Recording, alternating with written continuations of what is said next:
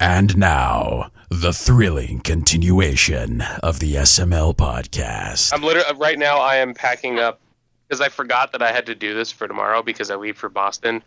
I haven't packed like anything. So I'm going to be doing that while I'm on the Skype call. What's happening in Boston? I have work. I'm in a top 40s cover band, so I'm actually... Just say you're a musician. It sounds so much better. I like that. I like that image. Yeah, that's the thing. Like, I feel like I am obligated to like give as much detail about it, considering it is so outlandish. You have to give the disclaimer that you're not a real rock star right now. You just play Carrie Underwood songs on the weekend.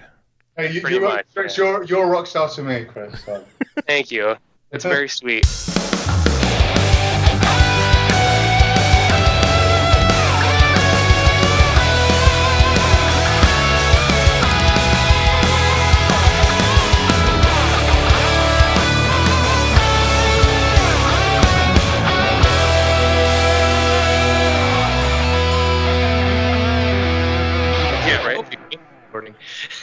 That's good.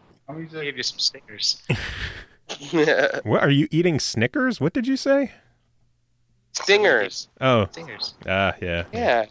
I thought he was talking about eating Snickers. Now I'm hungry for a Snickers. Oh, what's up, everyone? This is Joe. I'm Chris. Happy? What the hell? I'm Nick. Chris Pappy. I'm so used to just going second when Chris can't make it. Sorry. That was like that just made my night. I was just It's like he's just butting in to try, like, no, pay attention to me.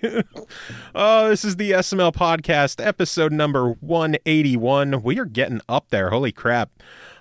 Special guest on the show with us today, Nick from, is it Digerati? It's Digerati, yeah. Digerati Distribution. Nick, how are you doing? Yeah, I'm okay, actually. I'm about 5 beers in at the moment, so I'm doing okay. Excellent. It's actually, it's National Beer Day today, apparently. Is it? Apparently so. Someone sent me a link for, one of the trending topics on Twitter, and apparently the top trending topic was it's National Beer Day, so that was the only excuse I needed. Okay, good enough. Sorry, Pappy. And obviously to deal with you guys, you know. So, well, yeah, obviously. It just makes the show better that way. You need to be inebriated to get along with us.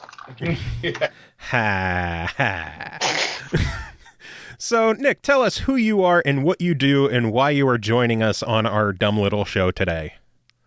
So I am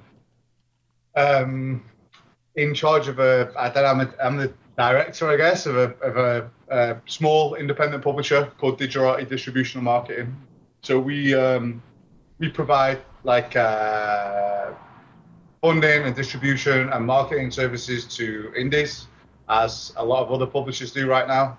We focus on kind of smaller 1, 2, 3-man studios.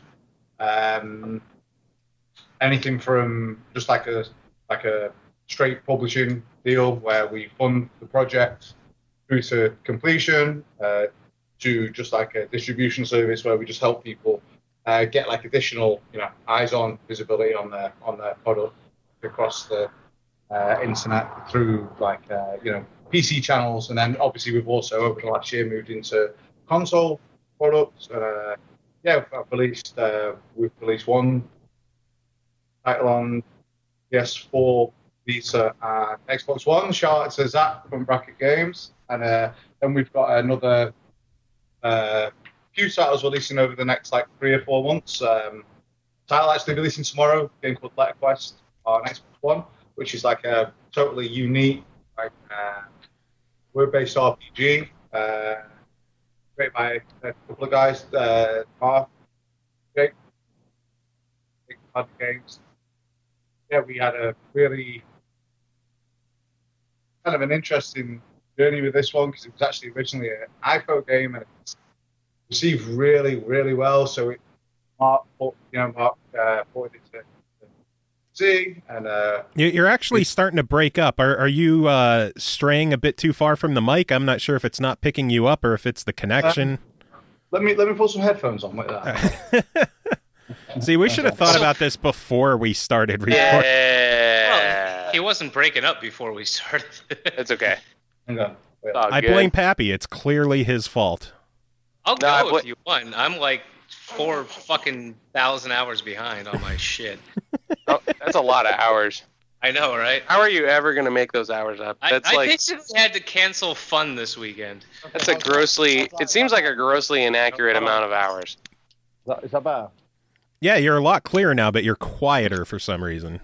I've got headphones on. Hang on. All right, now you're good. Now you're That's good. Okay, cool. Yeah. So I've got a title release on Xbox One tomorrow, and then we've got a bunch of other products out over the next 3-4 months across Wii U and PS4, Vita, and Xbox One. Yeah. So yeah, that's what I do basically. Before we get into any of the notable questions, The shenanigans. how many people work with you at Digerati? So there's myself. I do like a lot of the product and handle like the I don't know. I guess like the finance side. I guess like the spreadsheets and shit. And The exciting stuff. yeah, right. And then I've got a partner who lives in England, Christian Bliss, who he works with me with my content. He's an ex-Sony guy, so he helps me with like my evaluation of products. And then I've got another chap, actually English again. I think we're all I think we are all English, but through no like fault of any of ours, it just kind of happened like that. I guess English people are just cooler than Americans. I don't know. Yeah, But, I can I would say confirm that. probably. Yeah. You're more Yeah. willing to do spreadsheets. So and then I've got George who helps us with our social media and a bit of our marketing and stuff, and then a couple more guys that drop in and out for playtesting and QA and whatever else. Yeah, so we're small team. I actually learned the trade in a very small company as well, so it kind of translated pretty well. So my big question with that is, it's a relatively small team. You're talking like no more than 10 people. No. There's probably 6 or 7 of us max. So who consumes the most quinoa? On your website, you have 209 pounds of quinoa consumed. Do they have to report into you and you put it on a spreadsheet so you can constantly... Yeah. It has to be in a spreadsheet. Yeah, it has to be in a spreadsheet, and that would probably be myself or Christian. We're both vegetarians, and we both like to eat a lot of quinoa. So, yeah. So you say you and Christian do the primary quinoa consumption? Yeah. But I guess if we had to, I guess an arm wrestle would be the only way to really decide who was the winner. And I think Christian would probably beat me. No, I mean that's a very high number you have. I just really liked that sense of humor on your website. No problem. Thank you. When can we I ask expect you the a pounds of question? quinoa to eclipse the Steam library? That's what I'm waiting for. Well, everyone's got a big Steam library, right? I mean, that doesn't say what the backlog is. It just says what games is in the catalog. So what it is.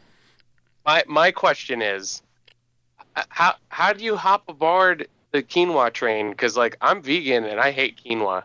Like I just don't really do too well with like starchy carbs. Is this a video game podcast, or are we talking nutrition now? I'm just curious because I'm not going to be every one of my like vegetarian vegan friends is like, oh my god, quinoa, and I'm like, eh. Like, In case we weren't clear, yeah, our podcast is, hey, we're going to talk to you. Okay, so it's half nutrition. No, so I'm not totally like overbearing on grains and what if something is better than something else. I don't know.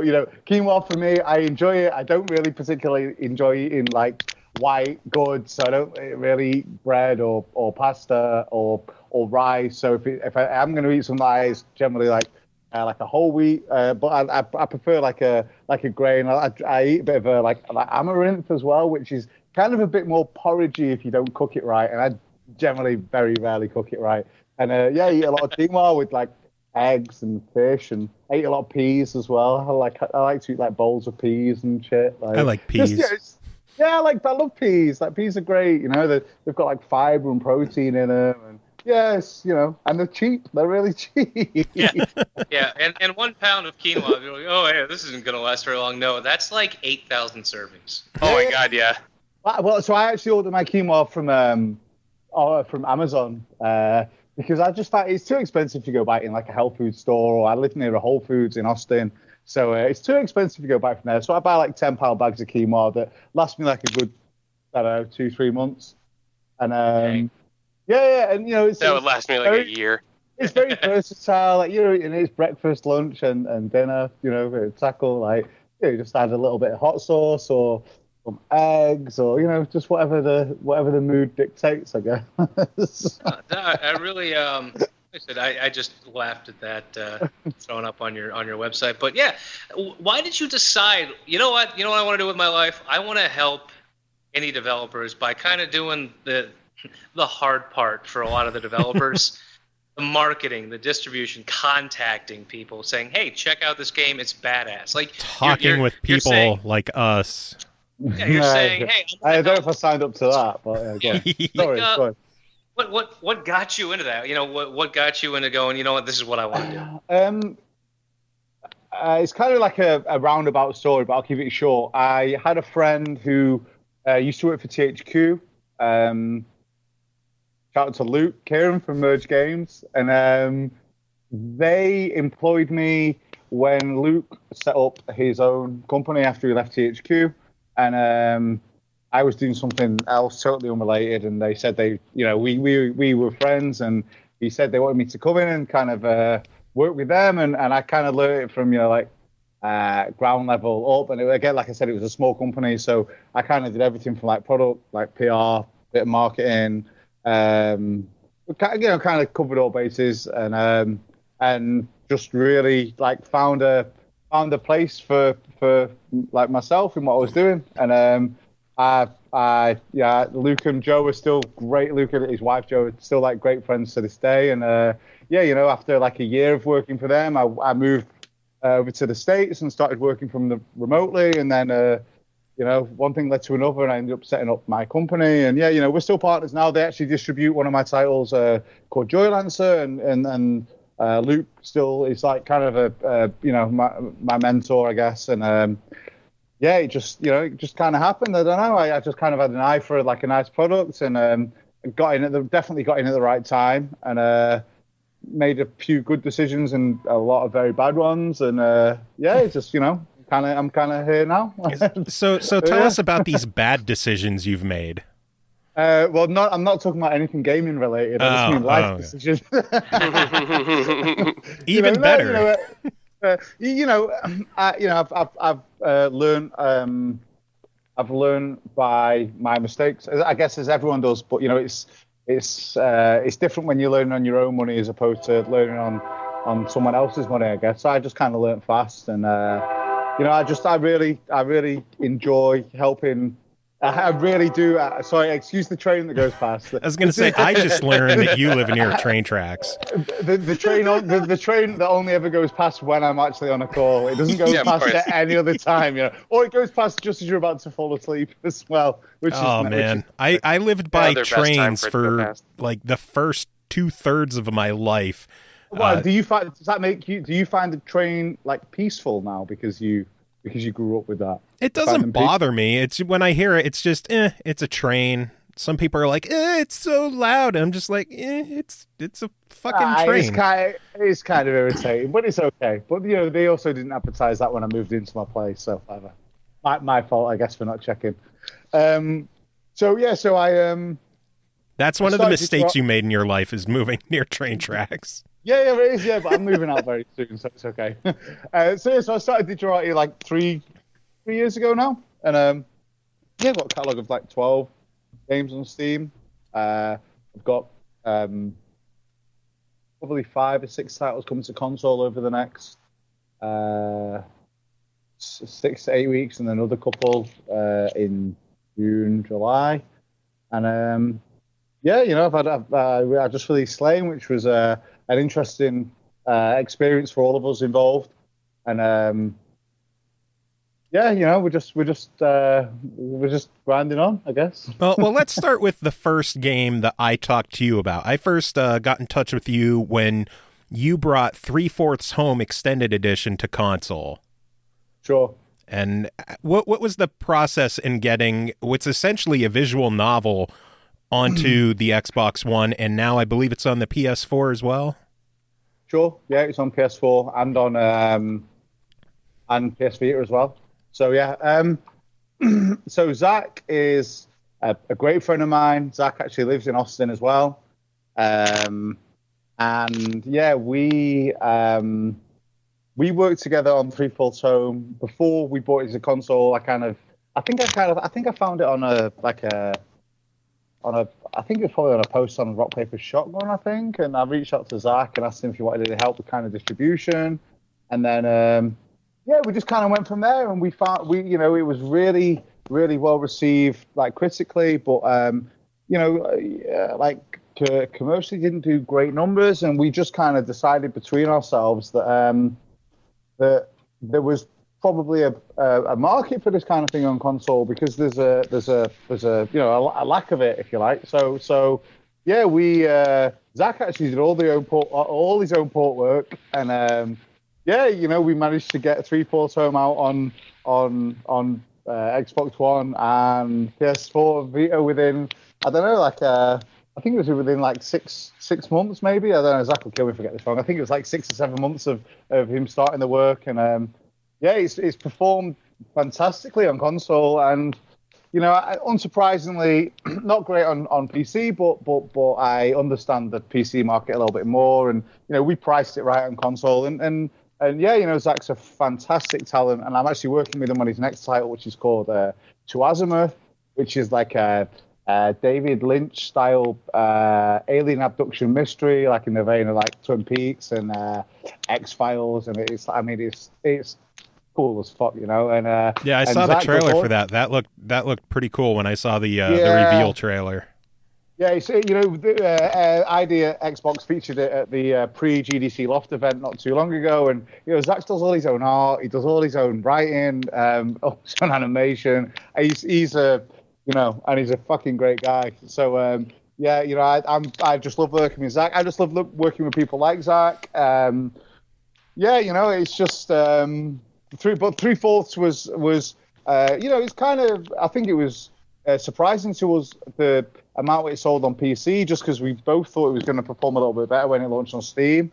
And but it's definitely kind of proved its worth on console, and the critics are definitely paying attention to bracket games. Who that bracket is Zach and his brother John. John does the music and Zach does everything else, and it's put us in good stead to set To Azimuth up, which isn't out to 2017 anyway. But so that's To Azimuth. Do you feel like it's more difficult to sell games on PC just because it seems to be a little bit easier for independents to just get their product out themselves, and there's kind of like more of an oversaturation on PC than on certain consoles? I don't like the use of the word saturation, really, because I think that it's always, and you read so many conflicting articles about whether it's make a good game and it will sell, or I think you have to have a hook, and I think that you have to have a story behind the game, and you've got you've now got to price it right. And I think consoles probably going that way now, just because of the amount of the kind of barriers to entry are a little bit lower now to consoles. So I think that the console, I don't think console is going to see the exact same problems that PC have seen, but it's a lot easier to get a game on PC. But I still believe to a point that the cream will rise to the top, or whatever, But I can see that.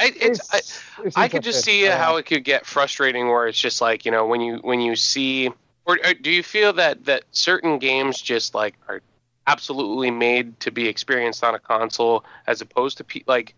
Because it's almost like there's a different mentality. Most people that and even myself included, I started upgrading my PC again, and I've been mostly doing a lot of my stuff on my PC as opposed to my Xbox One and stuff.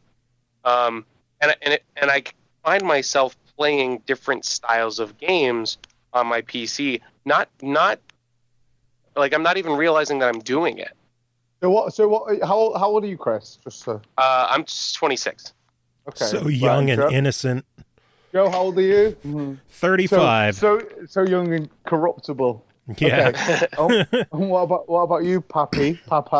Same as Joe. We grew up together. 35. All right, cool. Okay, cool. So I'm in the middle. I'm 31. So I grew up playing Mega Drive and Super Nintendo, and then Nintendo 64. A lot of Nintendo 64. A lot of fucking Wave Race 64. And Hell yeah. 64.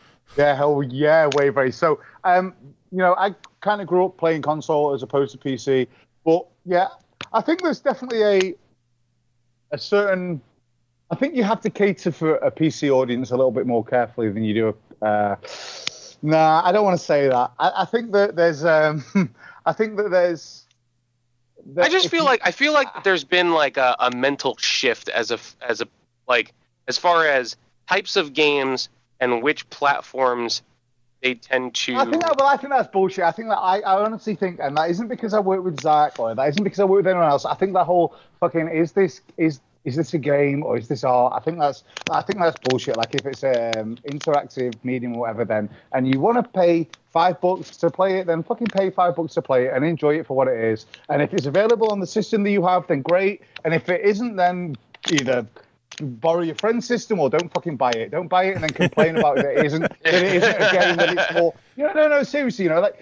These people Zach puts in. I don't know how many hours he put into developing False Home, but I know how many hours I know how many hours he put into the port, and I know that the development cycle onto Azimuth is going to top out at probably 2 years, and that's Zach working 15, 16, 70-hour days for 2 years. Jesus. So I know, I don't really agree with the whole.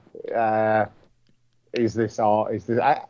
If there's a place for it and you price it correctly, and then so what? Buy it or don't buy it. If you give the correct description that it's maybe an interactive story or it's an interactive fiction or whatever it is, don't buy the game and then complain that it's not a game. Fucking read the description.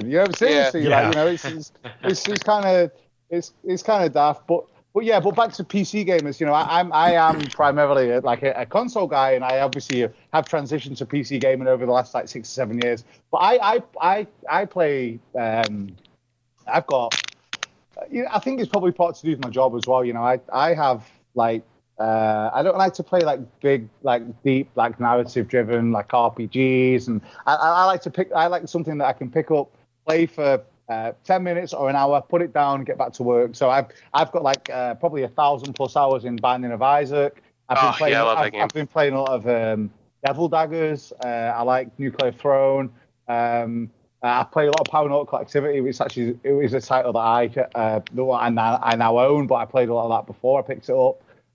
What's up to Mike and Travis from Code Avarice, Naughty Mike. And so I like something that I can pick up. I like something that I can pick up and put down, and then carry back on with working. I don't like to lose. I don't like to lose 400 or 500 hours playing fucking Fallout 4. Although I've lost 1,000+ hours playing Binding of Isaac. So I guess it's the same difference. But I guess it's just, and I think it's. I think it's more so, and I found myself kind of doing this too. I wanted to find games where I didn't have to remember what I was doing the last time. Exactly. Perfect. Yeah, exactly. And then you can switch between, a couple of titles, and you don't have. You've not got to go back and refresh yourself. And exactly. That's where I'm at, definitely. But that isn't a typical PC gamer, so I can't speak for the masses. I can just speak for what I think that I know about what will possibly sell and what wouldn't. Totally. I mean, it's kind of hard not to recognize that there is those types of things do influence other, other potential customers. Yeah, And sometimes they might not even recognize it. Well, I speak to people, inside like inside the industry or whatever, and they say that a lot of the times it's just like, it's like throwing shit against the wall and seeing what sticks. Like a lot of the time, people don't know what you can forecast for what's going to be successful and what isn't, but you actually don't know until you release it how it's going to resonate. As long as it's not broken, and as long as people can, as long as you've kind of marketed it correctly to what it, how you've communicated like its key features and whatever else, like it shouldn't. It should just. You think it should work, and maybe it doesn't. Maybe it does. I don't know. It's easy to win once you win in, but while you're trying to win, it's not that easy. So I don't know. It's There's too many fucking variables to be able to have science behind it. I think you just have to keep an eye on what's just kind of like put out what you think is good and just fingers crossed. To a point, to a point, and that's what I do. I like to work with a certain quality of content, and I like to work with a certain type of studio or developer or whatever. So yeah, that's it. Well, speaking of games that are really solid that you pour a lot of time into, I have spent way, way, way, way too much time on LetterQuest so far. Yeah. So LetterQuest, Mark, I met Mark probably 2 years ago. When I say met, I mean like in our weird internet culture where I met him online as opposed to actually meeting him face to face. I don't know how tall he is. I don't know what he smells like. I imagine he smells pretty nice, but I don't know. I met Mark like 2 years ago. I think it was again like a post on RPS, maybe. I'm not too sure. Maybe somewhere else. And I just really like the what LetterQuest was bringing to like the table. I saw that there wasn't really that many other word-based RPGs out, if any. There was nothing really. And we started working together. I helped with a little bit of distribution with the original title, and then I kind of, after its performance when it launched, we kind of got together and thought that we should maybe put some work into getting a console version ready. So Mark ported, and again, you have to forgive me because I'm not kind of too technically minded. But I think it was written in like a Flash, like Adobe Flash or something. It was written in something that wasn't very easily ported to Unity anyway. And Mark spent, I think, like 600 or 700 hours porting it to Unity, and then we released the remastered version with a new soundtrack, a new game mode. We increased the price a little bit, but we gave every existing customer of the original LetterQuest a copy of LetterQuest Remastered, and then they enabled us to port to console. And LetterQuest is just a fantastic title. I mean, it's a real we've had it's a real, I don't want to say sleeper because that means that you're underestimating it, but it's just a fucking fun game, man. I played this. Me and my wife played the shit out of that game. Like we really did. It's just got something. It's just something unique. It's kind of educational. It's fun, but it's kind of got that deeper like RPG element for anyone who doesn't want something too casual. And we're excited about it. It's actually launching on Xbox One tomorrow, so been on pre-order for 2 weeks, and pre-orders perform really well. And we've had a few reviews through that aren't going to be published until the embargo date tomorrow. But like 8s and 9s and 9.5 out of 10s. We had a 6.5 as well, I think. Well, we officially don't do numbers on our show. We do a buy it, try it, and deny it. And for me, this is an easy buy it. There we go. All right. Yeah. I noticed that the achievements and the stats are finally online, and I'm looking now, and I've already put 8 hours into the game. Good for you. Yeah. And it will make you smarter. That is my one endorsement. It will make you more intelligent playing more of that game. I do like that it has with word games. I know a lot of people that just kind of throw in a bunch of random letters. You're like, oh, that worked. Yeah, I'll just do that. But at least on the side, it gives you the actual definition. Of course. of I the think- word. I the can't little remember things. how many words there are exactly in there. Probably like 160,000 or something. I don't know. Maybe maybe more. Small number. Small. Maybe, yeah, nothing. It's like 50% of my vocabulary. I think something like that we based it on. Yeah. So yeah, it's really exciting to bring out an Xbox One, and then we can't wait to get out on PS4 and obviously PS Vita, because I think it's a perfect platform for a title like Letter Quest. When is it going to be hitting those platforms? It's going to be on PS platforms the beginning of May, and then we're also doing a Wii U port, which should be out probably mid to end of May, I think. Nice. So, and again, yeah, Wii U. I don't know. I'm actually about to launch my first game on Wii U next week, 7 days from now. Yeah, 14th. So, I just think we both thought that it was a good platform given the demographic, or who owns a Wii U or whatever. So we thought that it was a good choice to take it to Wii U as well, especially because it was built in Unity. So is the Wii U version going to make use of the touch screen to pick your letters? Yeah. Oh, fantastic. Of course, yeah. And so will the Vita version as well. Nice. We work with a great studio called Satchinan Games. A friend of mine called Edward has done the port for us. If anyone's got a Wii U game out there that they want porting, send me an email and I can put you in touch with my friend. A Wii U fit game, whatever. So send me an email. I think that ideally we want to get this onto 3DS, but we don't know if we can make that work yet. But I think Wii U is a great start for it anyway. It's child friendly and it's an educational tool. 3DS would be really cool, actually. Yeah, I think it would too. But yeah, we're going to see about that anyway. We'll see what happens over the next sort of 4 to 5 months or whatever. Yeah. Nice. Well, I'm sure that's going to be awesome on the Wii U, and I'll keep my fingers crossed for 3DS as well. Cool. Yeah. I don't play a lot on my 3DS. I play Shovel Knight, and I play. I don't know. Well, I think that's pretty much all I've played over the last couple of months. Actually, Shovel Knight. Keep playing Shovel Knight. So yeah, I'm still behind the curve. I haven't played it yet. Oh God damn it, Chris! Get your shit together. That game was really good until my 8-year-old niece got better than me at it. Yeah, that's the kicker right there. So tell us about the game you're releasing on Wii U. What's that one going to be? Paranautical Activity. So that's the PC game that when we picked up the rights about a year. I think it was fucking 2 years ago now. We picked up the rights to that. The developer, I don't know if you remember, had a little bit of a incident on, public incident on Twitter, and lost his temper, and there was like a public kind of like threat made to the owner of Valve, and they pulled the game from Steam, and oh God.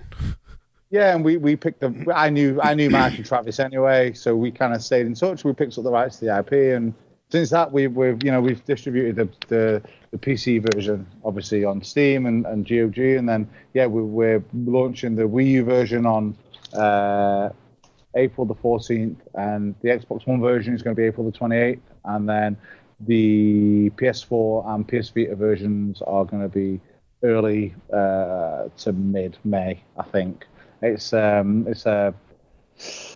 guess you kind of call it a cross between I don't know. I think the I don't want to compare it to anything that's kind of too monumental, but like Binding of Isaac crossed with Spelunky, but as an FPS. I think is what Jesus. Wait, what? So fuck you if you actually enjoy games.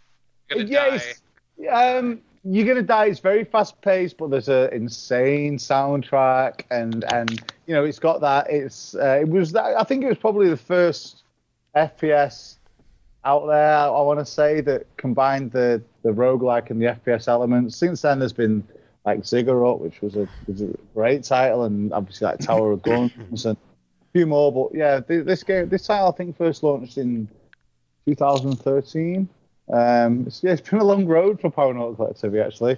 We recently got banned for distribution in Australia because the game has apparently promotes Adderall usage because of, that's all it took. Yeah. That was it. Yeah,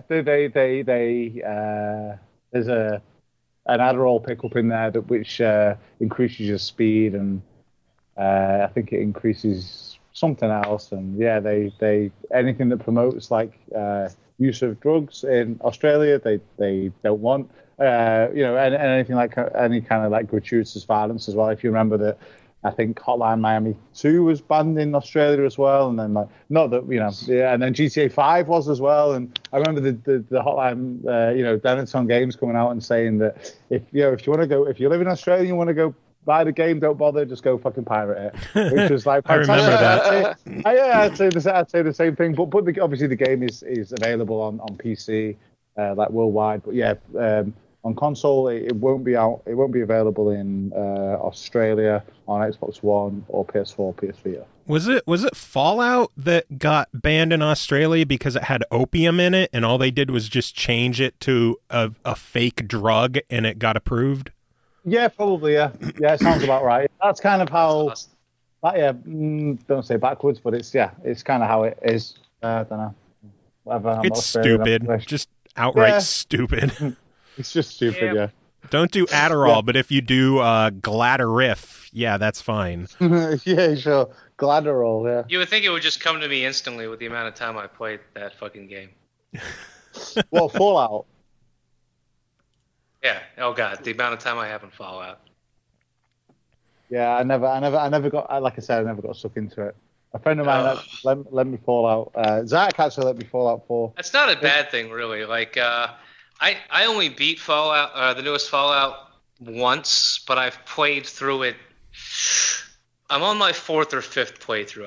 I've finally taken some time away from it, but it's cracked because I just I'm going to play it as an asshole until I'm bored. Okay, now I'm going to try and play it as this kind of. It's almost like a role playing game for me in like the traditional D&D sense. I'm going to go play as like a murderous barbarian. Let's see how long I'm entertained doing that. Are you kind of at that point where if you're playing anything else for longer than 10, 20 minutes, you feel like, what am I doing? I could be playing Fallout. I never had that feeling because when Fallout came out, that's all I played. Okay. Yeah, when Joe's like, "Hey, review this game," I'm like, "Okay, I will review it." Okay, I'm going back to Fallout now. Like, it was just. I played a game long enough to get my impression of it, to give a fair impression. But after that, it was like, back to Fallout. Hey, to give Nick credit here. When I gave you Letter Quest, you said you were gonna sit down for a half hour, try it out, get a first impression. And then 3 hours later, you were like, "Oh my god, I have homework to do." Yeah, no, I said I'm pretty sure it was, "Hey, fuck you for sending me this game. I'm now." All the behind on homework. Yeah, well, it's surprisingly addictive, and he knows I love puzzle games. Which is, you mentioned there aren't many word games, but we did one called Alpha Beats just a month ago, and then this coming out, and I'm just like, holy shit! The happiest time of my life is apparently right now. What was that? What was that title? Alpha Beats and that was on Xbox One, was it? No, it was on Steam. That one, letters came down to the beat. There were songs built in, but you could actually grab any song on your computer, and you made words to the beats. And it was a totally different style of game. But Cool. What they had in common was make words. Sure. So I think there's still there's kind of a funny. Ground with PC versus console, because obviously you'd have probably 90% of console owners don't have a keyboard. So Mark put a lot of time into the controls for the Xbox One version to make it feel really tight and playable. Not to feel like it was a game built for PC that had been. There's that train again, by the way. Yeah. not to. It doesn't. Playing the game on Xbox One, it doesn't feel like it was a game built for keyboard and mouse. It feels like it was a game built for like an Xbox One controller. Mark put a lot of time and love into that, and I think anyone that plays it will see that it isn't. Even though it's a word game, it doesn't, and it's come from PC. It doesn't quite feel. It doesn't feel like that. It feels like it feels nice. Yeah, it does. Yeah, it feels really nice. Which is, a testament to the amount of hours that Mark put into it. Really. Yeah.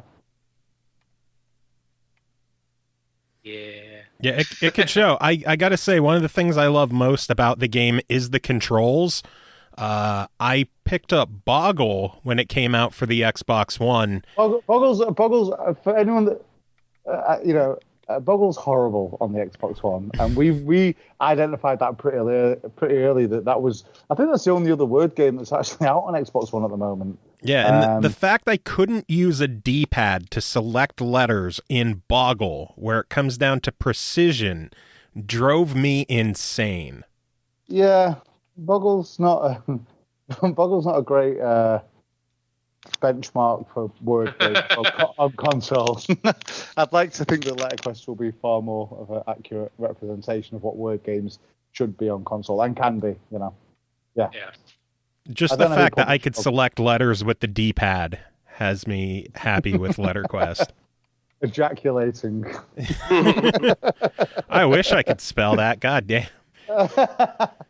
Think of all the points you would get for that. Jesus. What's the one that you have as your background on your cunty? Yeah, it's not a word in the game, but I had the letters for cunty. So I took a screenshot, and that's my background on the Xbox. Fantastic. I'm sure Mark would be thrilled to hear that. Oh, if only I could share that and not get banned from Xbox for it. Yeah, right. Yeah, because I walk into the room and I'm looking at the background of your console and just like, the fuck? Like, does that say cunty? Does it say cunty? Like, but what does cunty mean to you guys? Like, how would you use that word? It's if someone's acting like a cunt. They're acting cunty. For us, they're acting cunty. Yeah, for us, it's very much a very, very angry, derogatory term. Not like, hey, what's up, buddy? Yeah. Yeah. In England, that word's kind of interchangeable with kind of like buddy, I guess. Like like how, what's up, you cunt? Like, it's kind of like I wouldn't say it's an endearing term, but it's not it's not as offensive as it is over here. And I learned that lesson very quickly. Yeah. I'm actually really jealous that you guys get to just like throw it around. I like that word so much, but if you use it in America, it's like, oh my God, how could you say such a horrific, demonic word? And it's like, stop being a cunt about the word. Oh yeah, but stop acting cunty about it. All you say is that you're English and you're sorry about it, and you generally get away with it. I can't tell you the amount of times I've used that excuse that, well, I'm English, I didn't know what I was saying. Oh, I'm so sorry. I'm so sorry. Yeah, I'm so sorry. Okay, yeah, you're fine. Go on.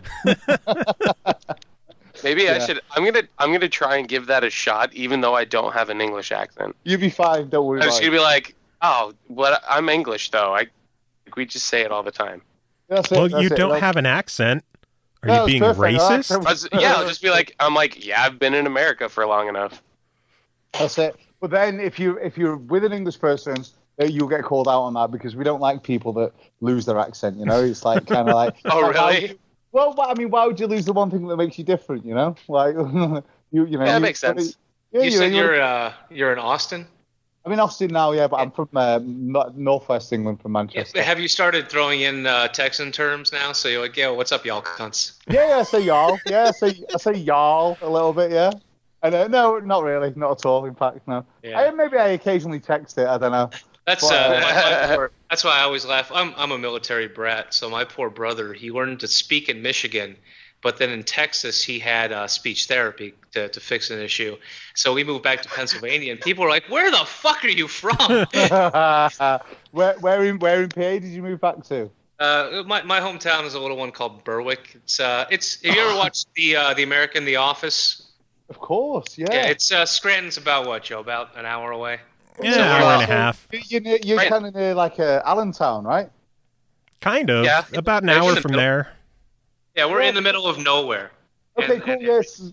So when I originally moved over to the States, I lived in Jersey for a bit, and then I lived in Philly for a bit. But my wife's family, they're from like Doylestown and Allentown, and they're kind of from that area. Yeah, we know it. I Because lived the in great thing about Allentown my for a hometown- year. Yeah, The great thing about our hometown is you learn the whole state of Pennsylvania because the moment you get a driver's license, you're out.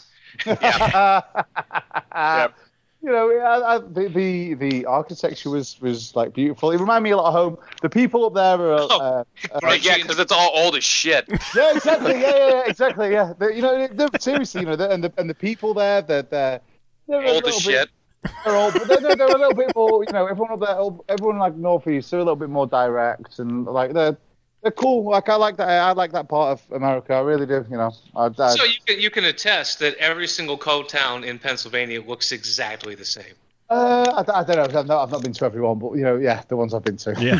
Yeah. The you only majority. know that you only know you're in Shikellamy because you saw the sign. Otherwise, it could have been any coal town. Yeah, but they're all all the people are cool, and yeah, I don't know. Hey, Centralia stands out. They have their defining factor of being on fire. Being on fire.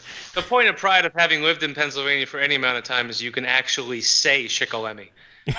I can't say that. So Shikellamy, too many days. Catasauqua, Shikshini, Catawissa, what Nescapek. about Conshohocken? Yeah. I love Conshohocken. There's another one. There's an Friend of mine IKEA in lives- Conshohocken. Oh wow, there's something to fucking love. Those That arrows. is literally the only reason why I know about Conshohocken because it is the closest IKEA. Now, throwing in towns, though, I did get stumped when I had to do I spent 4 months doing funerals for the Air Force because that's fun. We drove and did a 'Cause it's funeral in fun. New York, and we stopped in a town, and it was spelled Poughkeepsie, and neither of us had any idea how to say it. Poughkeepsie? Poughkeepsie. Yeah. I'm like, why do Poughkeepsie. you have 8 more fucking vowels than you need? Yeah. Sounds like Welsh. It sounds like Yeah. that sounds like Welsh language. God, It's Something weird. Celtic, yeah. My It's great. grandmother is Welsh, and oh my God, she could actually speak it, and it was amazing. It's like, where's the vowels? Yeah, there aren't any. All these yeah. W's and Y's, those are vowels, but Yeah, that's not how it's supposed to work. Maybe we should implement Welsh language into LetterQuest. That'd probably be interesting. Oh my lord. That'd probably fuck the achievements up quite a bit. Have you considered doing any foreign versions of the game? Absolutely not. No, it's Absolutely Have you not. considered doing no. a French or Spanish version? Fuck No. you! we could localize the menus and the tutorials but no, I don't know enough about how the game's actually programmed to say why we couldn't do a foreign language version, but I know that it's just it'd be like a complete rebuild of the What game. actually would be interesting though is if you localized it, you could sell it as a tool to help people learn English. Well, Since but you give we can the sell it- we can still sell it as that anyway. If we can still kind of sell it as that. Learn English, figure out the menus. Yeah, there we go. Actually, That's I was stationed in Japan for 2 years, and my roommate bought a Japanese GameCube because that's how long ago it was, and he did it so he could improve his skills at reading and understanding the language. He's like, yeah, I got 2 years of class, and I'm kind of with it, but now I have to figure this shit out because I'm trying to play a video game. Well, yeah, that's it. What's more important, right? Helps for all the games that never come over here, I guess. Yeah, actually, he can. Oh yeah, I just imported it. But don't you? No, I know what it's saying. Good. It's like Dale North. He could do that shit. Yeah. Good Damn times. multi. So I Barely- guess we should go back to talking about your other games. You mentioned Slain just came out on PC, but there were some issues. What's going on with that? So it launched March 24th, and we had a few issues, I guess. we're about to announce like a patch plan for it. We just there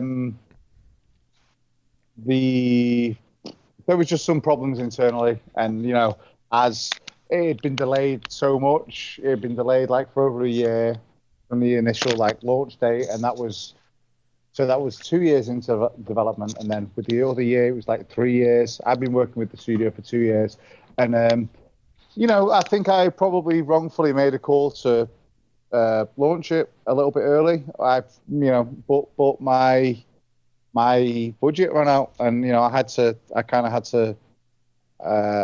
to ship it when I had to ship it because every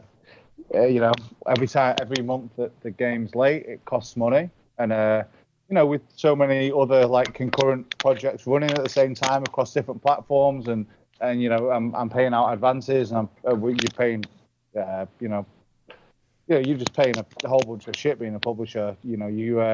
I kind of had to make a call, and I probably should have launched early access, but I thought that with the delays and just with the kind of the history of the game to that point, I just thought that people would lose too much confidence in it, and I launched it, and it just wasn't really working correctly. So there's been we've got another programmer on board now that's going to help us fix some of the issues in game, and we're going to be patching the game. We've not announced this yet, but we're going to be patching it again. We're going to be patching it for the first time in about 4 to 5 weeks, like fixing basic functionality, and then in about 6 to 7 weeks after that, we're going to be doing like a gameplay patch and fixing kind of more like the core issues. But Slaying has a lot of potential, and the potential's still there. The community really, really want to like the game, and we want to thank everyone that has kind of picked the game up and hasn't given us a ton of shit over it, because I think that some people kind of understand that when you see a development process like that, when there's you kind of been there's been kind of stumbling blocks along the way, and I just had to make a call to launch it, and we just need to get it up to a standard now where it's going to perform well on console, which we can totally do given the other programmer that we've got on board, and the artwork, the art direction, the music, they're both fantastic, but there was some problems with some of the bits, and it's been tough for all of us because it's kind of been my baby as well as it's been Wolf Brew Games, Andrew Gilmore. It's been his baby. It was kind of his. It was his, like idea from like 3 years ago, and then I came on board 2 years ago, and the scope kind of grew, and we just didn't, we were all new working together. There was a new studio, new people working together on the same projects, and it's not easy. It's not an easy game. It's sad to see people get really pissed off about the fact that Slaying wasn't what they expected, but I don't think that as a publisher I particularly oversold the products, other than just advertising the artwork, and which the artwork, show me a fucking better pixel artist than that. But it's not all. It's not all about show me a better pixel artist than Andrew Gilmore. These, but it's not about it's not just about how it looks. It's about how it plays. Yeah. And so that's where Slaying's at, and I'm totally 100% confident that it will get up to the standard that everyone expected it and wanted it to be. It's just going to take a little bit longer, and we're given total kind of clarity, visibility on what our plans are, and we're going to get the first patch out in 4 to 5 weeks, and then the larger one out after, like I say, no more than 12 weeks, prior to kind of the start of the announcement. So, yeah. Well, in my eyes, the important part here is that it needs improvement and you're working to make it better, and you didn't just release it and say, tough shit, we have your money. No, we didn't at all. It wasn't like that. It wasn't, we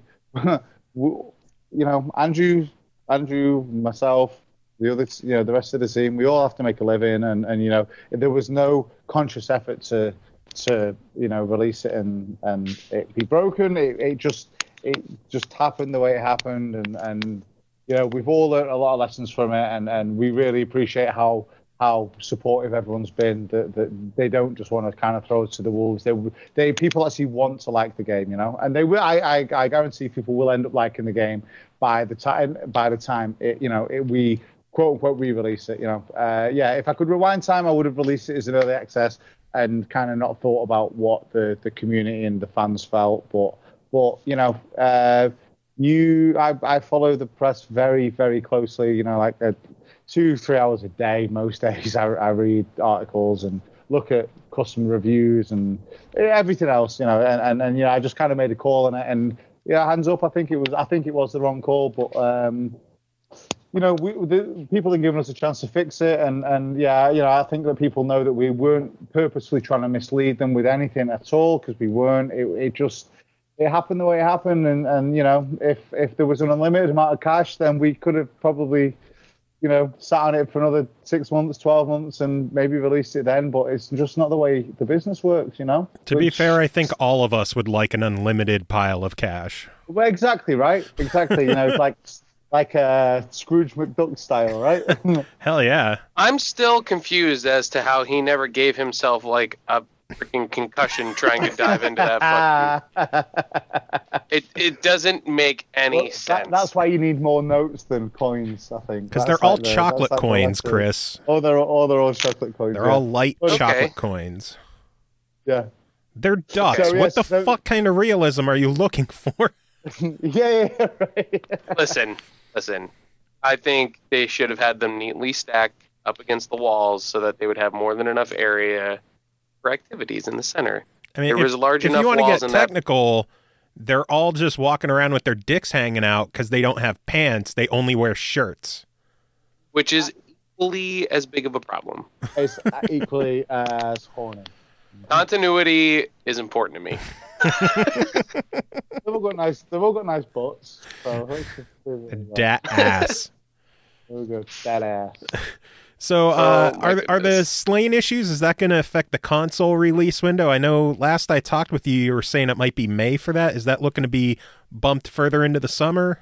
Yeah, I think it's probably going to be July, August before we get it on console. But it's definitely for the greater good, And we've got a plan for Slain Part 2, and we know where we went wrong with Slain 1, and we know that Andrew fucking nailed the art direction, and the guy that did the music, Kurt Victor Bryant from Celtic Frost, nailed the music. There was just there are some sort of small tweaks that need to be made, but Slain 2 is going to be a totally different beast, and that'll probably be out mid 2017. But yeah, the console versions, and I've played Slain on Xbox One already. I played an early version of Xbox One. I've also played it on Vita. It felt and it looks fucking incredible on the Vita.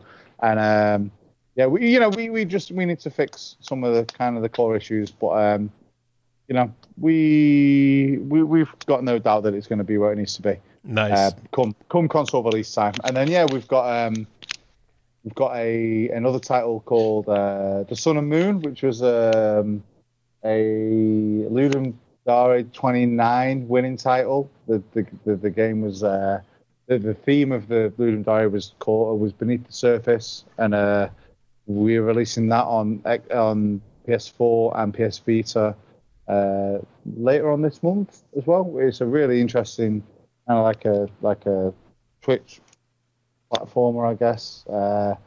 The premise of the game is that you can shift from above the surface to beneath the surface, and when you shift beneath the surface, gravity inverts, and the gravity will then push you upwards. So you could actually use the inversion mechanic to propel you, and you have to collect 3 orbs before you move through the portal, and it creates some really interesting and unique level design opportunities. And Daniel Linson, who he has done a bunch of Game Jam games that have been very, very well received. We released that on PC last November, I think November 2014, and Daniel's been working on other projects, and we're kind of handling the port work. And it's out on PS4 and PS Vita.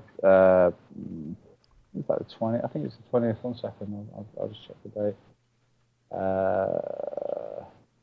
It is out on the 20th. The 20th in Europe and the 19th in America. Any Xbox plans for that one? Yeah, the Xbox plans have been worked out. We actually worked on. I actually showed the Xbox One version at a pre-GDC Loft event last year, 2015. But we just hit a few snags with the porting process, and it's been put on hold. But yeah, there are definitely plans for that as well. Nice. I can send you guys a link for the trailer or whatever. Fantastic. Yeah, we are definitely Xbox fans on this show. All right, cool. Yeah, cool. I'm actually the only one on the show who owns basically anything else. Well, PC. I'm talking console. Okay. Well, you said anything else. Any other console. Okay, any other console. Yeah, I know. I just pulled a well actually on you, and I don't regret it. Blow me. Blow me. Well, actually. Well, actually, I can't because I'm in Las Vegas. That's a thing in my job. I'm trying to I poke fun at with people. Well, actually, I have to correct you, sir. But yeah, it sounds like Digerati's got a shitload of games coming out. Yeah, we have. Yeah, we've been working hard in the background, and there's not. I'd like to have more PC games out this year, but it's okay. We've got a couple more hitting for 2016, and the rest is just going to be console. And then next year, I've got a couple of really, really exciting. I was going to say unexciting announced projects. The other way around. A bunch of really boring, shitty games, but they're going to pay the bill. We've got a couple of really, really exciting projects for next year, but we've not announced them yet. But I'm working with a few fantastic studios, and I've got a new team member that's really kind of helping Digerati and myself move forward. And we'll be announcing that soon, maybe. But we've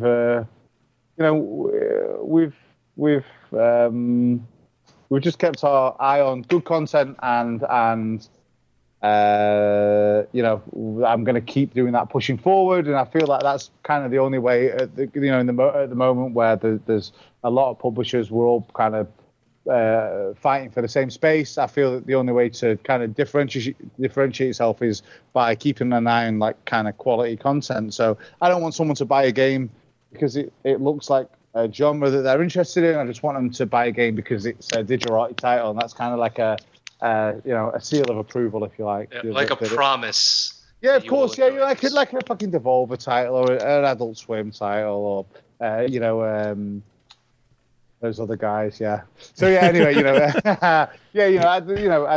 kind of the angle I'm going for. But I'm kind of diversifying myself a little bit more, and not just going after one kind of specific genre or one specific like kind of aesthetic or so that's us anyway. Awesome. Well, I know we're creeping up on about an hour here, so I figure we could wrap this up. I'm not sure if there's anything else you want to talk about with Letterquest or any of the other games coming out. No, just go, just check out the Xbox One store tomorrow and pick up a copy of Letterquest if you like to spell and, I don't know, feel like you're doing work when you should be playing games. And how much is the game going to cost? On Xbox One, it's $9.99, and it's going to be the same on PS4, PS Vita. But I know we don't talk about those platforms on this show, so we still talk about them. I'm glad that it is, because that means more people are going to get to play it and enjoy it. There we go. And then Paranormal Activity is out at the end of the month on Xbox One as well. It's $9.99. That's the roguelike FPS. And you said Wii U in like 2 weeks? Wii U April the 14th. And then I've also got another really exciting title, which we haven't quite announced yet because we've had some problems getting through. It's kind of a unique title to the Xbox One platform. It's called Kill All Zombies. I'm working with a company called Russian-Ukrainian company called Beat Shapers. Yeah, Ukrainians. Yeah, they're Well, fantastic people. sorry, that's where my name came from. So it's nice that I just get all excited.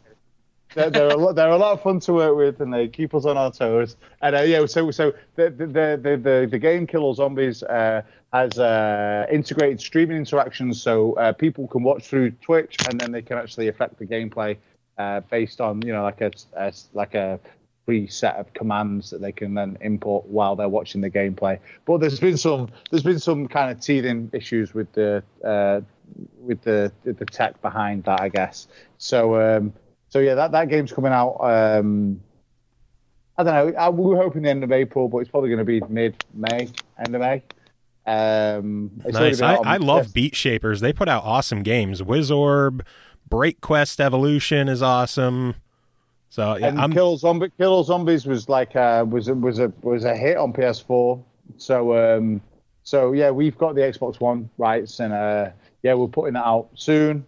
That's awesome to hear. That's really cool. So yeah, that's us for the next few months. But thank you guys. I feel like I've been fucking talking forever. I feel like I need another beer now. Thank you. I hope it's been like interesting to listen to. I don't know. It's been fantastic. Please come back sometime when you have more stuff to talk about. I am eagerly awaiting. I've got anything else to talk about forever now. I think you've milked me dry for want of a better term. We're good through the spring. We'll bring you back in the summer.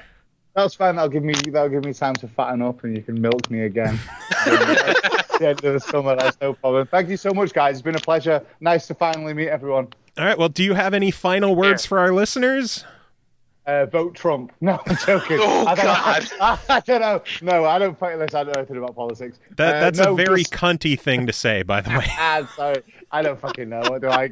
English people don't give a shit about politics. Like we don't. You hear more about politics here than you fucking do in a day than you do in a fucking year in England. Like I don't know. I don't care. Don't care about the royal family. We don't care about anything else. No. So I don't know. Just look out for Digerati in the future, and yeah, just thank you. I guess I don't know. All right. It's been awesome. Thanks for joining us, and hopefully we'll talk to you again soon. Guys. All right. Take it easy, Nick. Bye. Oh man, that was fun though. No, it was really nice. Where I'm really quick, just trying to scroll down and find something in my fucking Gmail, and I lost it already. Where? What the hell did you lose? Why? How can't? No, nothing. No. I'm trying to find out why the fuck I still haven't gotten my state taxes back. I faxed them everything, but I keep forgetting my login for H&R Block. Oh, I'm gonna punch you in the dick. Anyway, since Chris bowed out and we are done with the guest, should we jump on to reviews or contests first? What do you want to do? Let's do the contests. I always like to end with the reviews. All right. Well, the first game that we can give away is going to be Organic Panic. We reviewed this one last week. It was developed and published by Last Limb. It's available for $15, but we have one code spare that we can give away. So let's give someone a copy of the game. How's that sound? Do I have to? How's that fucking sound? Do I have to? Yes. Yes, you do. And you have those emails, so you're going to read this one off. Sorry, I just got angry. For what? No, I faxed PA my shit. Hey, everyone, when you do your taxes, call somebody for confirmation. I faxed them my stuff, and now they're saying, oh, no, we still haven't gotten it. I'm like, bitches, you owed me my money in January. Anyhow, on to Organic Panic. Seriously, it's $1,200, Joe. I'm not just going to fucking dick around and not want my $1,200. Well, if you want to be that way. Shit, I do, actually. $1,207, guys. Where my money? Bitch, where my money? Bitch. All right. So anyhow, I suppose it's now time for email. Yes, well, I'm trying to get you to fucking start this contest already. Jesus Christ. Just getting myself ready. I hate you. What? Why? I hate you. Anyway, Organic Panic giveaway. We have one code to give away. You are wasting too much fucking time. 6 people. Daniel N. writes, I think organic food is just a fad. It gives grocers an excuse to charge you an arm and a leg as much as 5 times as much for your fruits and veggies as much. Not that last one. Pesticides are good for you. Don't believe the hype. GMOs are good for you, too. I mean, how else can you enjoy fruits like watermelon that have been genetically engineered to be seedless? Just look at all the benefits. They outweigh the negative aspects. Drops Mike, ends rant. I personally believe that GMOs are fine for people. It's just some people don't know. Oh, genetically modified. But anyhow, Snuffbox not telling. I honestly Good have name. a horrible disease. I'm allergic to most fruit and vegetables. I am not allergic to kiwi or cherry. I would love a couple right now. Please allow me to enjoy the very few fruit I can eat. P.S. Thanks for the chance. And kiwi and cherries are in the game, so. I'm pretty confident that's probably why. And the funny thing is, Ashley is incredibly allergic to kiwi. Kiwi, yeah. Eating a kiwi near her could murder her. Yeah. That'd be fun. I doubt it. Nick Nunn. This game just looks super colorful, vibrant, and fun, and I'd love a chance to play it. Smiley face. Concise, to the point. Good. Lana Lokers. I'm a vegan Lana. and love I'm a vegan and love platformers, so this game seems tailor-made for me and would love the opportunity to play it. Who would love the opportunity to play it? It's not a complete sentence, Lana. See me after class. Alex Cat. As a long-standing sufferer of panic attacks and social anxiety that keeps me indoors most of the time playing video games, I need another one to play as I'm short on money until I get my tax return in the coming months. Yeah, tell me about it, Alex. They'll take your money, that was an incredibly well-timed outburst from you leading into that email, by the way. Why's that? You're both bitching about taxes right now. Yeah, no, that's as I said, that's great. Zach Lyons. Zach! Will Organic Panic satisfy my craving for not only exciting platforming, but also a nutritious and well-balanced meal? I hope not, because I hate nutritious, well-balanced meals. Anyway, I want the thing, please. And I don't know if it's you or him, but in tiny little letters it says, sent from my antisocial device. That was him. Okay.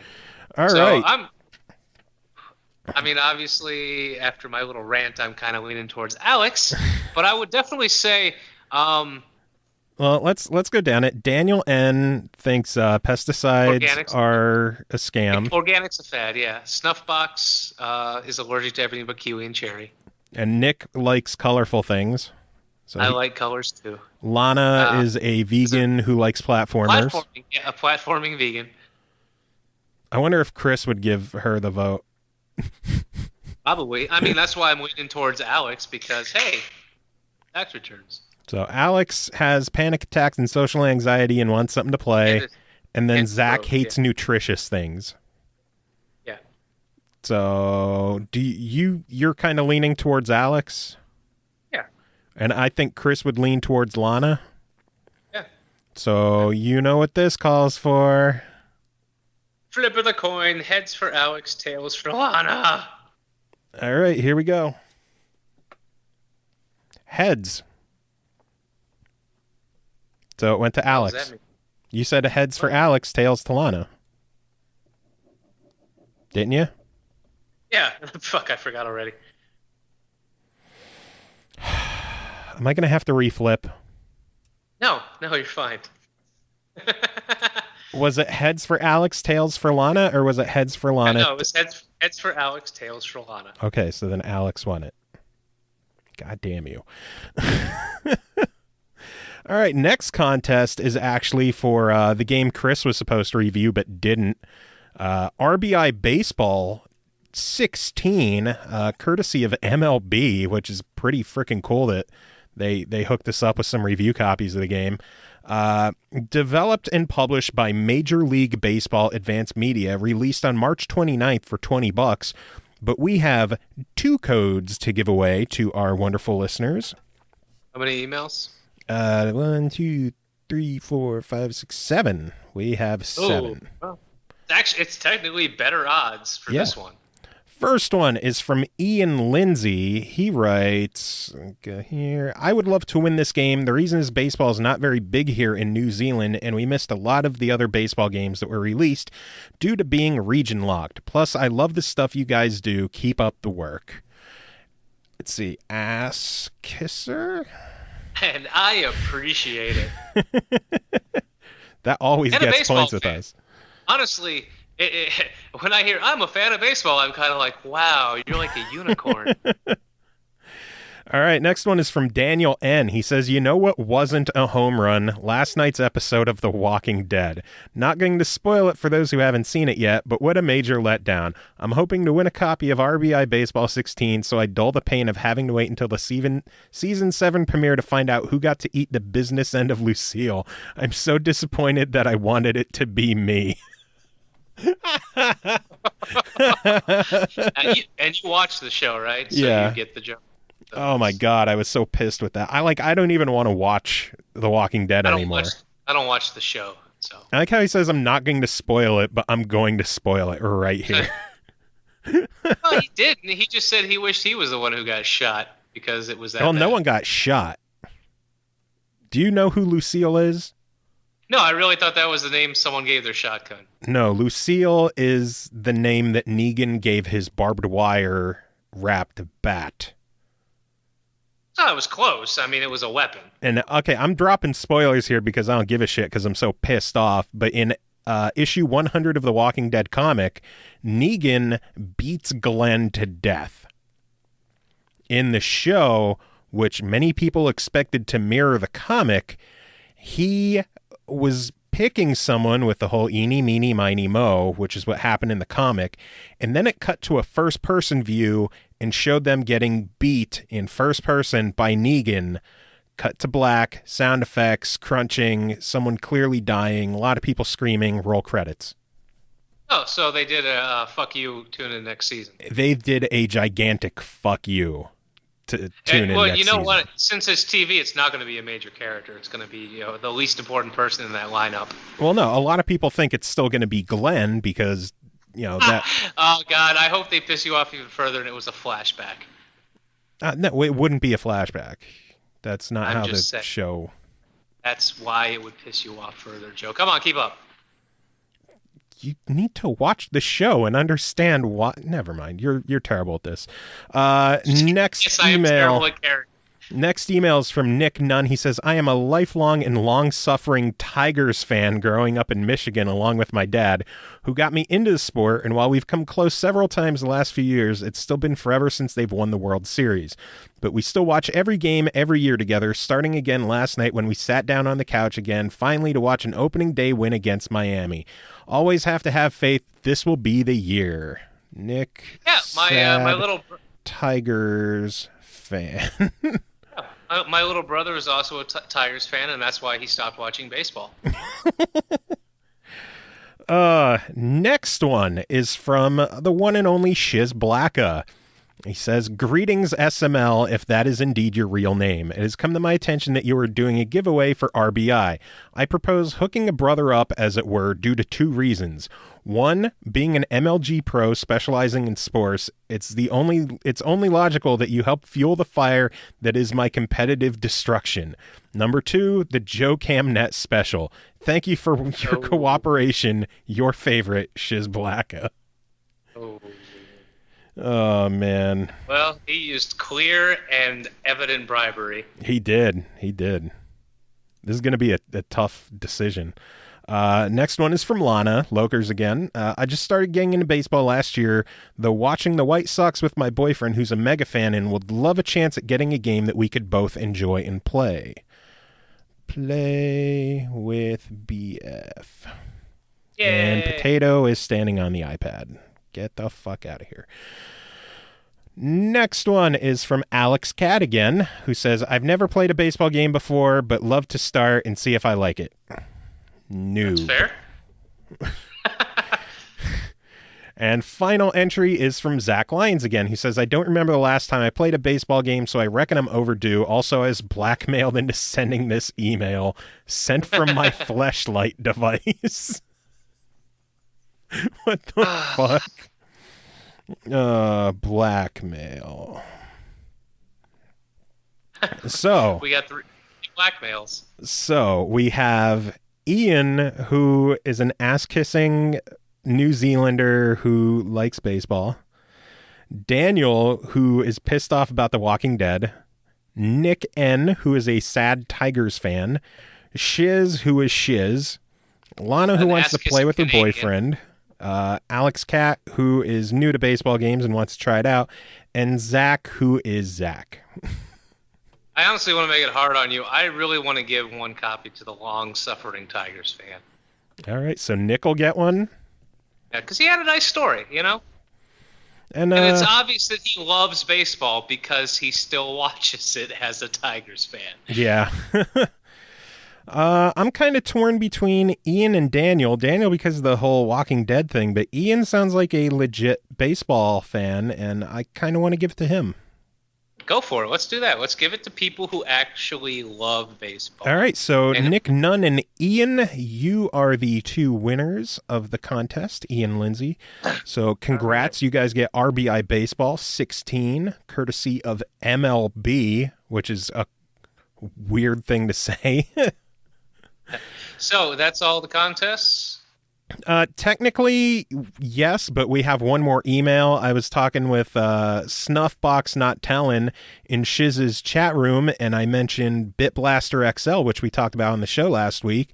And I tossed a code over to him and said to just send us an email with why he would want it, just to, give us some content on the show, because I'm shameless like that. He said, I recently listened to the podcast where we were talking about BitBlaster on Steam for 50 cents. It looks absolutely great. I would love the chance to try it out and see what I think. I'm normally not into shoot 'em ups, but it could be very fun. Even if I don't win, I'm definitely buying it to support the devs. Well, he got a code already, so the veil of mystique is gone. Well then, what games do we have to talk about today? All right.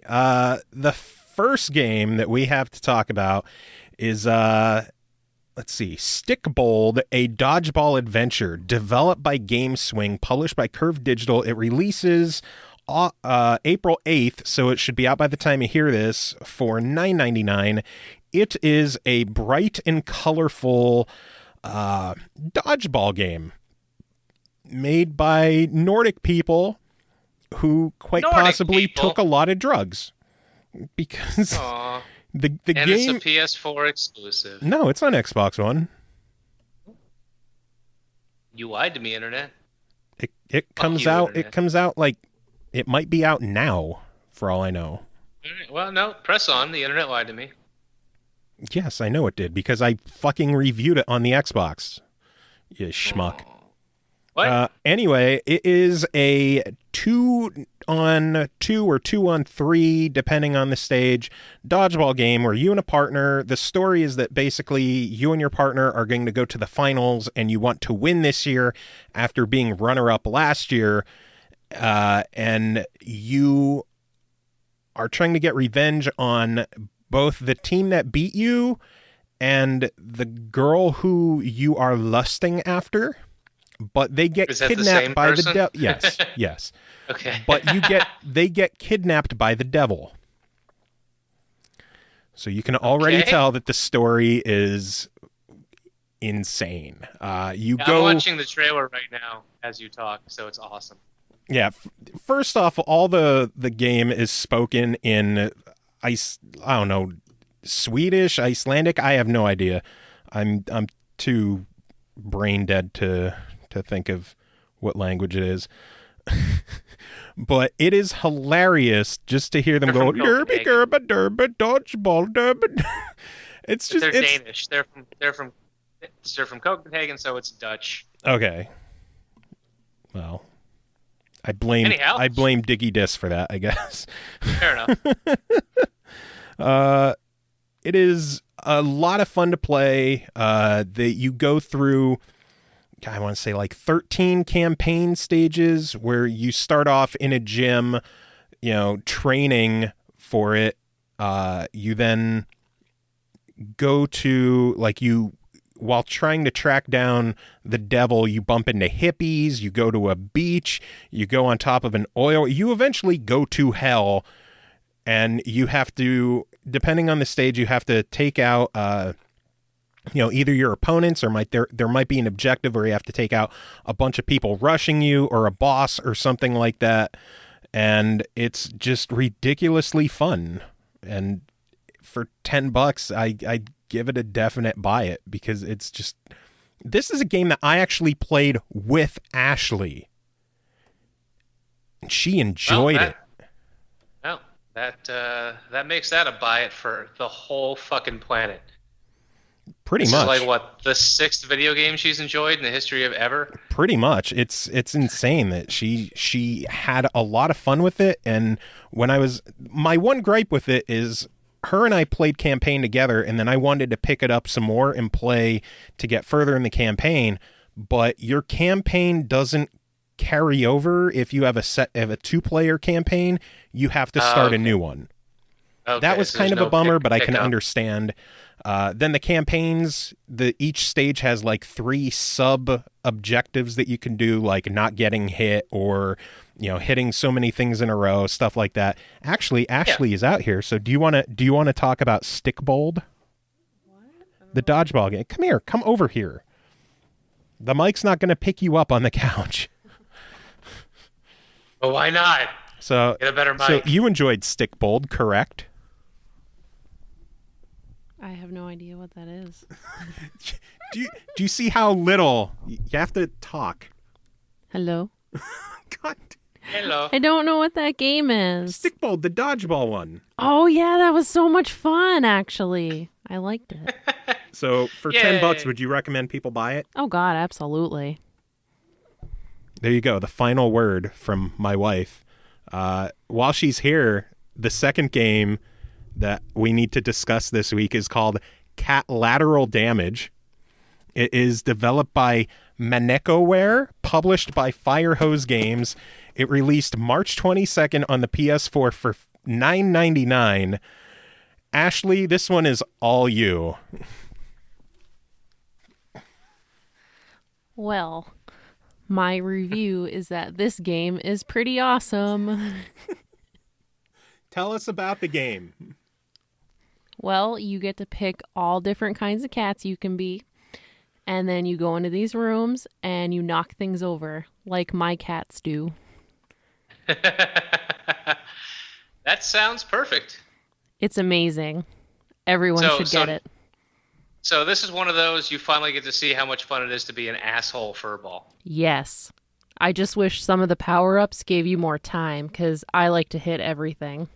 And I always run out of time. Just all the things. Yes. It looks like a fun game. I'm sad that I haven't had time to play it. I'm glad that you enjoyed it, though. We were discussing the sheer 3 or 4 video games that you've enjoyed over your entire life. So I'm glad that there's more. Well, you should definitely try it. It's a lot of fun. I will. I will definitely try it. Just Alright. watching someone else play it is adorable. All right. So is well, there catnip? Can you get high on the catnip in the game? yes. Awesome. All right, this is a winner. Thank you, Ashley. Oh, you're welcome. You're a much better co-host than Joe. Definitely. All right, here's Joe. Bye. Bye-bye. So yeah, 2 games that my wife actually played in 1 week. Yeah, it looks like a lot of fun. Yeah, she did inform me that you can get high on catnip, so that's fantastic. Yeah, it's actually a stupidly fun game. Ashley didn't mention it, but it is a first-person cat simulator. She did mention the whole just run around different rooms and knock shit off shelves. There are 2 modes in the game. One is objective mode, where you have to knock off a certain number of things in a time limit. And then there is litter box mode, which is basically sandbox mode, where you have free reign to just run around, no time limits, no constraints, and just knock shit over. There's houses you could go in. There is a holiday-style den. There is a mad scientist lab. There's a museum, a museum. Now I missed Well, you said did this? What consoles did this come out on? PlayStation 4, and I believe it's on Steam as well. I don't know if there's any Xbox plans for it, but I've been bugging them about it, so I'm going to keep my fingers crossed. I would $10 on Steam. How much was it on $10? Okay, so you would recommend this just for catharsis? Oh God, yeah. It's not. You're not going to sit down and hardcore MLG gameplay this. This is just to fuck around, relax, and live life in the eyes of a kitty cat, like Potato, who is on my desk I can't again. even say an asshole cat. Like live life like most cats. Yeah, and it's fun. You just the only difference is instead of knocking things down occasionally, you just do it all at once. Yeah. And they're in a grocery store. Just watching a Let's Play on mute. They're just knocking donuts on the ground. Yeah. Amazing. It's fun for $10. Yeah, it's just stupidly fun, and I would recommend it. It's another buy it easily. Oh God, I'm broke. Did you play Adam's Venture Origins? No. You son of a bitch. Yes. That was one of the games to talk about this week. Is that the one you sent me the code for yesterday? No, this is one I gave you like a week ago for Steam. I completely failed to even fucking install the game. You are terrible at this. Well, that's your homework for next week, but I'm going to give my review on it. I'm so glad that you fucking god damn it. Adam's Venture was originally developed by Vertigo Games. Adam's Venture Origins was kind of retooled and re-released by SOEDESCO. It released April 1st on Steam, Xbox One, PS4 for $49.99. It is a compilation of the episodic Adam's Venture Chronicles games, mashed up, a little bit of remixing, some different puzzles, some adjustments, all in one package. The game has some hitches to it, like graphically it could have some bugs, some glitches. Overall, it's a very nice looking game. The puzzle, it is a third-person puzzle game. Like, there's exploration, there's no combat. So, there's, exploring areas, some light platforming, a lot of puzzle work. So if you're familiar with the puzzles from the Artifex Mundi games, stuff like that. Yeah. There's only a handful of puzzles that were super annoying. The dynamite defusing puzzles themselves can just go to hell. I hated those. I eventually had to solve those with random guessing. You'll see when you get to it. Yeah, I apologize. I completely missed this one somehow. You a punk. Yes. Control-wise, it feels kind of clunky, but nothing too bad considering there's no combat. You don't really need any super fast reflexes for it. It's not a very long game. I completed it in just under 5 hours, but that included replaying a handful of stages to show other people, and then getting stuck on the dynamite puzzles, and then I would say a nice chunk of that was from reloading, because my first big complaint in the game is the stealth sections. The stealth sections in this game drove me nuts. It felt like it was too easy to get spotted, while at the same time the AI were idiots about finding you, if that makes sense. Yeah, no, unfortunately it does. A lot of it came down to kind of trial and error, or just sitting and waiting to see where they went.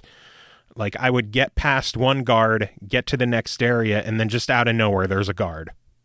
I'm like, well, crap, I didn't see that thing. So a lot of failing and reloading from there. The load times were kind of irritating after you would get caught, and it just seemed to take a little bit too long considering you were just there. But I know how some games kind of have to reload the entire area instead of just resetting it, if that makes sense. No, that sounds a little frustrating there. visually, again, I said it looks good, but it definitely does have some graphical issues with it. There's a lot of pop in, a lot of texture disappearing in certain areas. So you're basically saying it was fun, but it seemed a little rough around the edges, so like a little more time could have been spent polishing it. Well, I'm sure a lot of it comes down to the fact that it's originally like a PS3 game. I mean, you could tell it's been spruced up and it looks good. Overall, it is a fun time. It was an enjoyable game. I didn't have any, like, I wasn't there like, oh man, this game. So, like, I enjoyed my time with it, but that price tag is, I can't look past the fact that it's priced at a $50 game. When I went into this, my review was going to be a try it because it was a fun, entertaining game, but I was under the impression that it was a $20 game. At a $50 game, I hate doing this, but I have to give it a deny it. If it drops in price, you know, it's worth checking out. It's worth looking into if there's a sale or if they drop the price on the game, or if you have money to burn and you're just looking for a puzzle adventure, third-person adventure kind of game, it's, you know, it's worth checking out, but at $50, I have to give it a deny it. Yeah. And that's something we've talked about a lot, is pricing, and it's that, you know, you can't bash a game for its price if you haven't if you don't know anything about it. You can't just be like, oh, fuck this game. But we play it, you know, you got to play the game so you can make a little more of an educated recommendation. Like, hey, I did play the game, and we're pretty fast and loose with, or not, yeah, we're pretty fast and loose with pricing. We're pretty good at justifying, like, yeah, no, this game is $25, but here, you know. So if you're saying, dude, you really want to hold off, I can't find enough reasons to pay $50, then I'd say that you know that's a pretty valuable recommendation for our listeners. Yeah, I've said from the beginning, going, oh my god, I want like the majority of our reviews to be like try-its, because I don't like being overly critical of games. I understand how much time and work goes into creating these. All the people that we've talked with, I don't want to give deny-its on this show, but the game that's there for how short it is and the price that they're asking, I can't in good faith recommend to our listeners to drop $50 on this. I would wait for some kind of, even if it was 25 or 30, it would be like the lower end of my try-its. I legitimately thought this was a $20 game going in, and that's why I want your opinion on this as well, so you can try it. They did say that the Steam version is the best of it. They initially sent a Steam code, and I passed it on to you, and I mentioned that I was planning on checking out the Xbox version, and they were nice enough to provide me with an Xbox code to give it a second opinion, but they made sure to mention that the Xbox or the Steam version of the game was the best looking version, because I'll give it a try. They could add more bells and whistles. I'm not expecting like super miracles compared to the Xbox One. I'll let you know. Because, I actually have been keeping a list of all the games that I played this year, just period. And I'm at 40, and I have 5 deny-its. And I really think on the show I only gave them two of them a deny-it, but then I went back, or I think I only gave out 2 deny-its verbally on the show. But, you know, since I just made this list, I kind of went back and thought about it. And I'd say, even still, if there's only 5 out of 40 games I wouldn't recommend, you at least give it a try. We're not throwing out abuse. Yeah, like we're not trying to be harsh on this show. We like looking at the positives in games. And again, I did have fun with the game, but $50, I just can't. Because both of us are very fair in that, hey, it wasn't for me, but I can totally see why you would enjoy it here. Give it a try. Yeah. You know, I've been pretty careful about that. Hey, like We Are the Dwarves. If you like difficult strategic real-time games, try it. Yeah. Me personally, I don't ever want to play it again because I was just fucking terrible at it. Yeah, and again, but I'm not saying, the game sucks because I was bad. I'm saying if you're bad like me, maybe not give it a try. But if you're decent, try it. You may really enjoy yourself. Yeah. But anyway, one more game to talk about tonight. It is called Night Solitaire, developed and published by 8 Floor Limited, released March 29th for $5 on the PlayStation Vita. 8 Floor has been awesome with us, hooking us up with all these Vita games they've been releasing. They also put out the God, I forget the name of the tower defense games that we've been talking about. Shit, I feel like an idiot. I'm getting old. But they also put out... No, it was for the Vita. If my Vita was next to me, I'd be able to pick it up and look. But anyway... Oh, yeah, I think I know what you're talking about. Yeah, where the second one that they released was like a direct. Yeah, Banner or something. Isn't it Banner Saga? That wasn't Banner Saga. You're drunk. Just give up. Anyway, Night Solitaire is another Solitaire from 8 Floor. It has obviously a medieval theme to it. I'm trying to remember, is it Pyramid or Tri-Peaks, where it starts with the card and then you can go one in either direction? Like it starts with the 5 and then you could go 6, 7, 8, 7, 8, 9, 10, Jack, 10, 9, 8, 7. Like, do you remember which one that is? I can confidently tell you that I have no fucking idea. Well, it's that version of Solitaire. All right. There are a ton of stages in it. There are, I want to say, 12 stages in the Squire pack, and then there's also a Night pack, which I haven't unlocked yet because I didn't beat Squire. I've gone through 6 of the worlds in the Squire pack, and each world has 10 stages. So there's a shitload of stages in here. Yes. I kind of did what you did with Letter Quest, where I was going to fire it up and check it out for 20 minutes before I went to bed. 3 hours later, I was still playing it. Because fuck bed. It's just fun. It's fucking Solitaire, and it's only $5, and there's a lot of stages. They have a handful of power-ups in there. Like you can earn coins in the game, and you could pay coins to unlock a rewind, like take one step back, or you can buy a Joker card so you can pick anything, which has saved my ass a few times. You can also pay to reshuffle everything, like all the cards that are left, cool, as well as the cards that are still in your deck. You have to reveal and use a handful of select cards in each stage to progress on. And it's just fun. It's Solitaire, and 8 Floor has been killing it with these Solitaire games and quick, fun, casual games on the Vita that are only $5 a pop, and you can kill hours upon hours. And for $5, it's another game. I just got to say, buy it. If you're looking for a Solitaire game on the Vita and you've already completed the other Solitaire games that 8 Floor has released, get their next one. It's just fun, and it's touchscreen, so good stuff. No, that's great. That's great. Yeah. I'm glad that you're enjoying video games, sir. Yeah. Did you want to give your official stance on LetterQuest Grimm's Journey Remastered? Developed by Bacon Bandit Games, published by, I don't know, some guys. Digerati Distribution. It releases officially right now. It is out on the Xbox One for $10. It will be available on other platforms later on as it comes. We clearly talked about the game earlier, but give your thoughts. Buy it. Yeah, I agree with you. If you like putting words together, it's a fun game. It's really, I don't know what else to say. It's cute. It's challenging. It's as challenging as you want to make it.